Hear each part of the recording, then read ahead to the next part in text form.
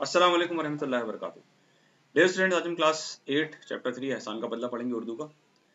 इस सबक में बता दिया है कि हमें किसी के एहसान को कभी भूलना नहीं चाहिए और अगर मौका मिले तो उस एहसान को उतारने की पूरी कोशिश करनी चाहिए और इंसान हो या जानवर सबके साथ अच्छा बर्ताव करना चाहिए। किसी गांव में कबीर नाम का एक आदमी रहता था। कबीर बहुत गरीब था। अपनी गुजर बसर करने के लिए वो कुछ न कुछ धंधा करता रहता था।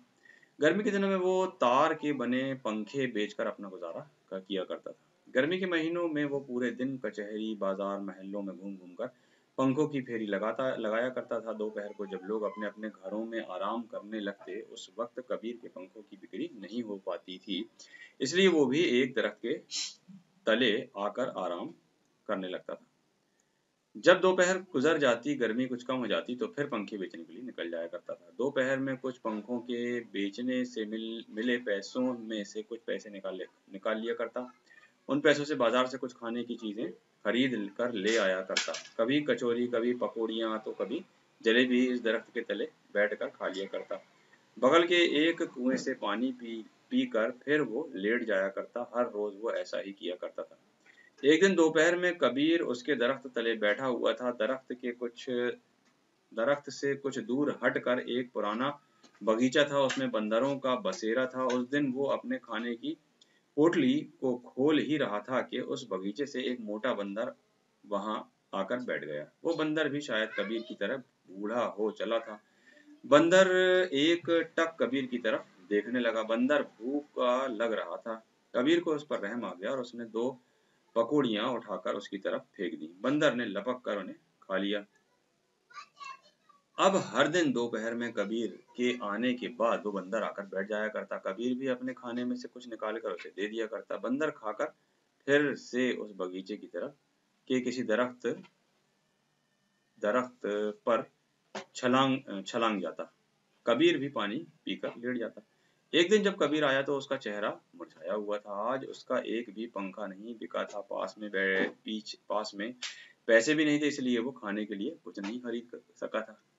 इधर से वो बंदर भी आकर बैठ गया। कबीर ने कुएं से जाकर पानी पी लिया और फिर दरख्त के तले आकर लेट गया। बंदर उसकी तरफ टकटकी लगाकर देख रहा था। कबीर ने लेटे ही लेटे बंदर से कहा, आज तो एक पंखा भी नहीं बिका, इसलिए मैं खाने की कोई चीज नहीं ला सका। अब मैं तुम्हें क्या दूं? आज तो मेरे घर के लोगों को भी भूखे रह जाना पड़ेगा। बंदर कबीर की तरफ इसी तरह देखता रहा, मानो कह रहा हो, क्या करोगे? कभी कभी ऐसा भी होता है। कबीर के पेट में को जो है कबीर के पेट में चूहे कूद रहे थे, मगर वो करता क्या? उसने अपनी आंखें मूंद ली और जी मारकर लेट गया। बंदर भी दूर बैठा हुआ था। अचानक न जाने बंदर को क्या सूझा, उसने उठकर छलांग लगाई और पहुंच गया पंखों की घड़ी के पास पंखों की गठरी के पास। कबीर हड़बड़ाकर उठ बैठा। वो जब तक वो कुछ समझ पाता तब तक बंदर ने उस गठरी से दो पंखे खींच लिए। कबीर अरे अरे पकड़ो पकड़ो करने लगा, तब तक बंदर एक हाथ में पंखे उठाए अपने 3 पैरों से फांदता वहां से 9-2-11 हो गया। कबीर उसे सड़क के किनारे के घरों की तरफ जाते हुए देखता रह गया और दिल ही दिल में बहुत दुखी हुआ। एक तो आज उसके पंखों की बिक्री नहीं हो सकी थी और ऊपर से उस बंदर ने 2 पंखे उड़ा लिए। अब इस नुकसान की भरपाई कैसे हो सकेगी, यही सोचते हुए वो फिर लेट गया। कुछ देर बाद वो बंदर पंखे लेकर जिधर भागा था उधर ही से अपने 3 पैरों से चलते हुए आता हुआ दिखाई पड़ा। उसके बाद उसके हाथ में एक बड़ा सा अधपका पपीता था, आधा लाल और आधा हरा। बंदर आया और कबीर से कुछ दूर हटकर खड़ा हो गया। फिर उसने पपीते को कबीर की तरफ लुढ़का दिया। कबीर की आंख लग चुकी थी।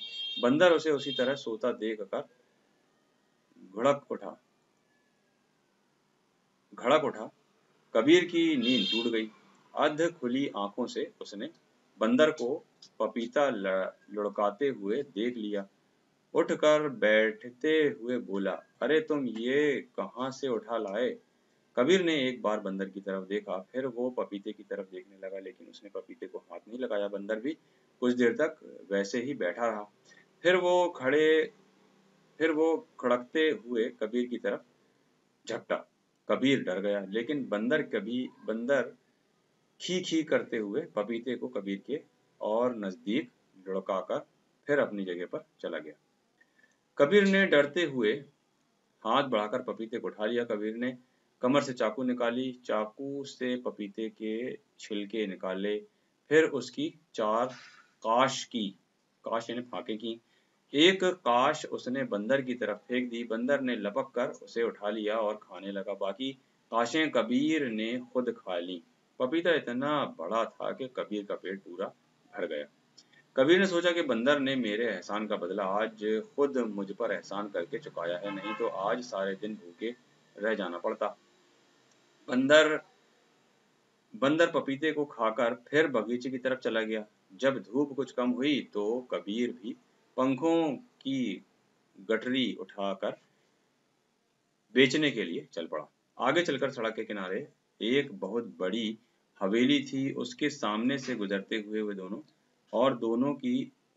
दिनों की तरह आवाज लगाई, पंखा लीजिए पंखा। ओ ओ पंखे वाले, किसी ने आवाज लगाई। कबीर फाटक खोलकर हवेली के बरामदे में दाखिल हुआ। वहां एक बुजुर्ग आदमी खड़े थे। उन्होंने कबीर को अपने बरामदे में बड़े पड़े हुए पंखे दिखाते हुए पूछा, क्या ये दोनों पंखे तुम्हारे हैं? कबीर ने कहा, जी हुजूर।